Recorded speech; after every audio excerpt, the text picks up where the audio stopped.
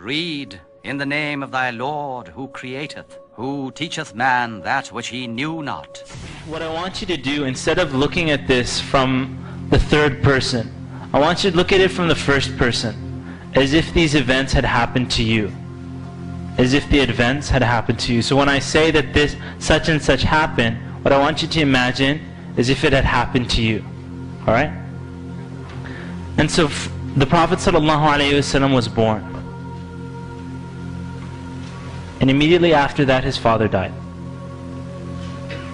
And so the Prophet ﷺ grew up with no father. He was raised by his mother. And at a very young age, the Prophet ﷺ lost his mother as well. And so now, even in his infancy, when he's just in the age of around 6 years old, 7 years old, he's now going into the world with no mother and no father.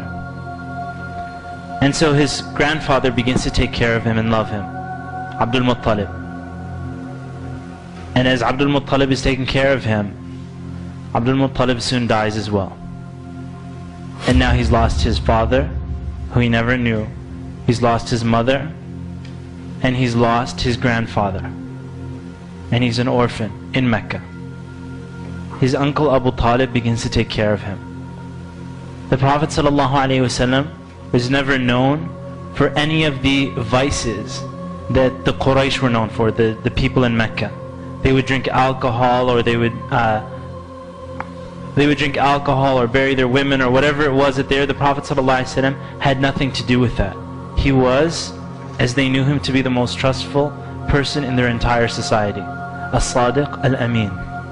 Not only that, but when Khadija radiallahu anha, who was a very successful businesswoman in Mecca, she would send out the caravans, she noticed that this was a man that was of the most, or the most trustworthy amongst all the men. And so she placed him in charge of her caravan that would go to Syria and come back. And so the Prophet ﷺ at that time hadn't received revelation. He was 25 years old. He took care of her caravan, and where everybody else was just going, making a profit and coming back with the Prophet, the Prophet ﷺ went to Syria, made a profit, and then bought items. And then when he came back to Mecca, he also sold it in Mecca. So he got double the profit. Khadija radiallahu anha asked her uncle to speak to Muhammad sallallahu alayhi wasallam about getting married. And they got married. It was his first wife, Khadija radiallahu anha. And from Khadija he had the majority of his children. When the Prophet sallallahu alayhi wasallam received revelation towards age 40, the Prophet ﷺ used to go up to a cave.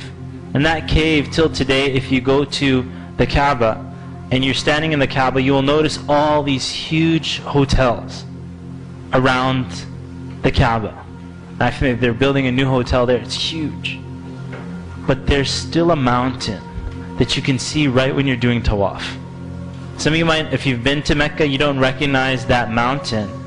But there's a huge mountain in the distance that isn't covered by hotels. And from the courtyard of the Kaaba, you can see it. That's Ghari Hira. That's the cave of Hira. And that's where the Prophet ﷺ, it's an extremely difficult climb.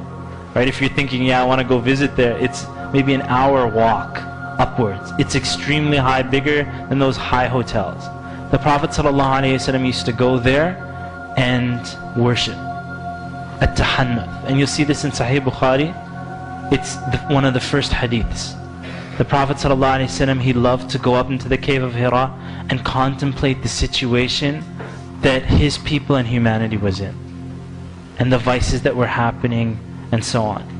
And on that mountain, the Prophet ﷺ, you can imagine the fear that comes to a person when you're just alone in a cave on the top of a mountain, and then a man appears. And then the man is telling him to read. And so the Prophet ﷺ said to him, he said, I can't read. And a lot of people forget this part about that story, and many of you are familiar with it. Jibreel alayhi salam, Angel Jibreel, he grabbed the Prophet ﷺ and he squeezed him. and he pressed him so hard. So not only the fear of seeing that person there, but he pressed him so hard until the Prophet ﷺ said, I felt I was going to die. And then he let go of him. And then he said, read. And the Prophet ﷺ said, I can't read. And then he squeezed him again until the Prophet ﷺ said that I felt I was going to die. And then he said to him, read. He said, I can't read. And then he pressed him again until he felt he was going to die. And then Jibreel alayhi salam told him, اقرأ باسم ربك الذي خلق خلق الإنسان من علق اقرأ وربك الأكرم الذي علم بالقلم علم الإنسان ما لم يعلم. And so the Prophet ﷺ, as he was walking away, and he saw Jibreel in this stance, in another point afterwards, he saw Jibreel in his original creation, covering the entire horizon. Nobody saw Jibreel, but the Prophet ﷺ saw him. And so he came home frightened. And his wife Khadija, she said, what's wrong? And he said, just cover me up. And he was shaking. He said, Zammiluni, Zammiluni. He said, just cover me up. The Prophet ﷺ was so scared about what had taken place. And in fact, after that, Khadija radiallahu anha, you'll see in the seerah, she said, Allah would never do this to you. Allah would never disgrace you or humiliate you, because you fulfill the ties of kinship. You're good to the orphans. If anybody needs help, you're the one who helps them. You feed them, you take care of them, you will never be humiliated by Allah subhanahu wa ta'ala. And so the Prophet sallallahu alayhi wasallam, after that, revelation discontinued. You will see that for many months, Jibreel didn't come back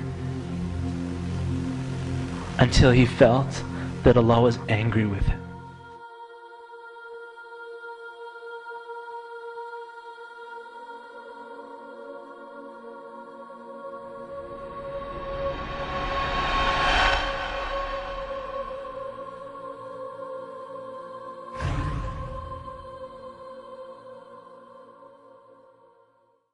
Mm-hmm.